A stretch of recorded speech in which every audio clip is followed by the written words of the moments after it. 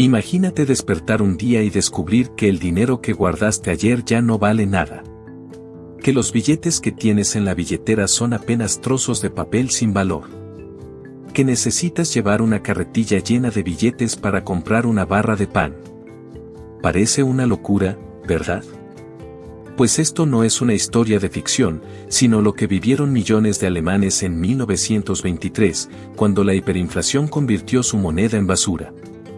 Pero, ¿cómo es posible que un país entero colapsará económicamente hasta este punto? ¿Cómo pasó Alemania de ser una de las economías más fuertes de Europa a un caos financiero absoluto? Y lo más importante, ¿quién se benefició realmente de todo esto? Para entenderlo, tenemos que remontarnos al final de la Primera Guerra Mundial. Alemania había perdido la guerra, y el Tratado de Versalles la obligó a pagar reparaciones masivas a los países vencedores. Pero aquí hay un detalle clave: esos pagos debían hacerse en oro o en moneda extranjera, no en marcos alemanes. ¿Qué hizo el gobierno alemán? Simple: imprimir más dinero. Mucho más dinero. A primera vista, esta parecía una solución fácil. Si necesitaban más dinero para pagar las deudas, solo tenían que imprimirlo, ¿verdad?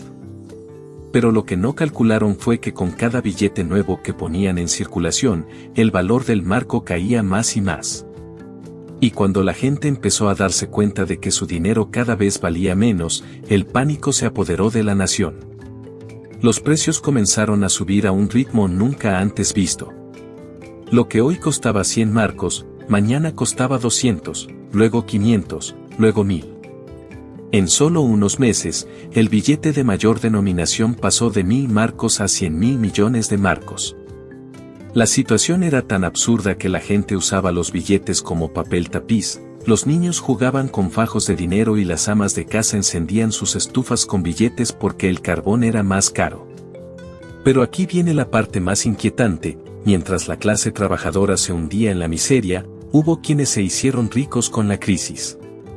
Los especuladores, los dueños de bienes inmuebles y quienes tenían acceso a divisas extranjeras aprovecharon el colapso para comprar propiedades, fábricas y empresas por precios ridículamente bajos.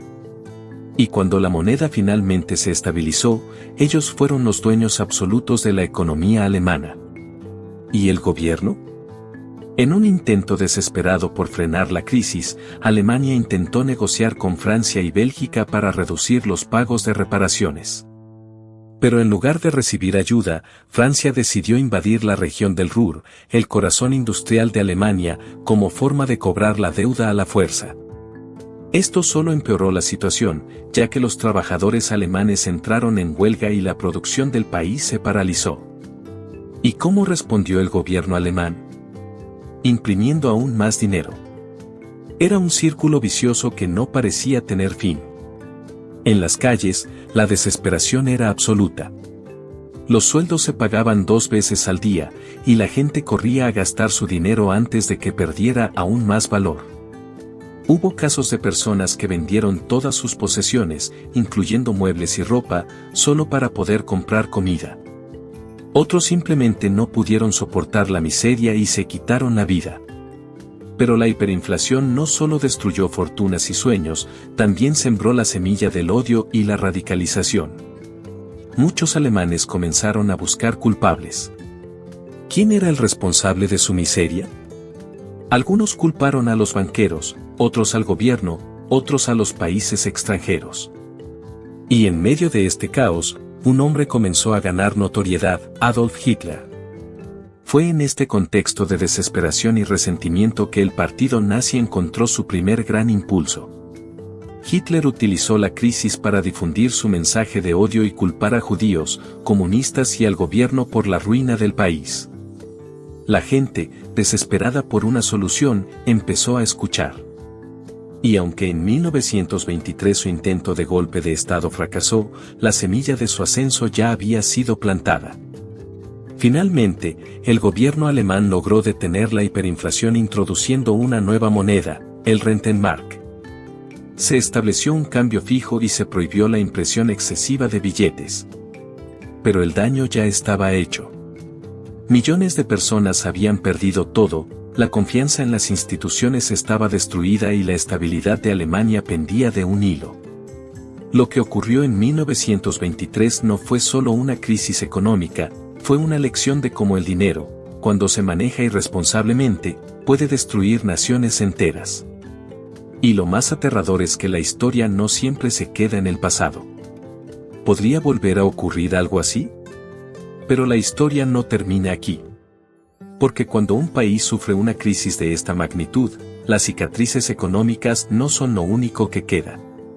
Lo más peligroso es el cambio en la mentalidad de las personas. Imagínate haber trabajado toda tu vida, haber ahorrado con esfuerzo, haber creído en la promesa de que si seguías las reglas, tendrías un futuro seguro. Y de repente, en cuestión de meses, todo eso desaparece. Tu dinero no vale nada. Tu trabajo no puede sostenerte. La confianza en el sistema se rompe, y cuando eso ocurre, la gente deja de jugar bajo las reglas establecidas. Es en estos momentos cuando los extremos empiezan a parecer atractivos. Porque cuando la democracia y la economía fallan, la gente busca soluciones desesperadas. Y en la Alemania de los años 20, esto significó que movimientos radicales crecieran como nunca antes. En 1923, los comunistas creían que el caos era la oportunidad perfecta para llevar a Alemania a una revolución socialista como la que había ocurrido en Rusia solo unos años antes. Al mismo tiempo, los nacionalistas y ultraderechistas veían en la crisis una justificación para rechazar el Tratado de Versalles, recuperar la gloria alemana y aplastar a sus enemigos internos. Y en medio de todo esto, Hitler y su partido intentaron su primer gran movimiento, el Putsch de Múnich. Inspirado en el golpe de estado de Mussolini en Italia, Hitler creyó que podía tomar el poder con la fuerza. No lo logró. Fue arrestado y enviado a prisión. Pero aquí está lo más importante, su mensaje ya había llegado a miles de alemanes. La semilla estaba plantada. La hiperinflación de 1923 fue controlada, sí. Pero no sin consecuencias. Porque la confianza destruida en esos años no se recuperó fácilmente. La clase media alemana nunca olvidó cómo lo perdió todo de la noche a la mañana. Y una década después, cuando llegó la Gran Depresión en 1929, Alemania volvió a caer en una crisis devastadora. Solo que esta vez, los nazis estaban listos para tomar el poder. Ahora te hago una pregunta, ¿realmente hemos aprendido de esta historia? Porque la hiperinflación no es solo un fenómeno del pasado. Ha ocurrido en otros países, Zimbabue, Venezuela, Argentina. Y cada vez que ocurre, el resultado es el mismo, desesperación, caos y el auge de movimientos radicales. La historia nos ha demostrado que una moneda sin respaldo, una economía sin control y una política irresponsable pueden llevar a la ruina a cualquier nación. Pero la pregunta clave es, ¿podría volver a ocurrir en una gran potencia mundial? ¿Podría un país hoy, con todas sus instituciones y tecnología, caer en una espiral similar al de la Alemania de 1923? Déjame tu opinión en los comentarios, porque quiero saber qué piensas. ¿Estamos realmente protegidos de una crisis así, o solo estamos esperando a que la historia se repita? Si este video te pareció interesante, no olvides suscribirte, darle like y activar la campanita. Nos vemos en el próximo episodio de Historia detrás de la historia.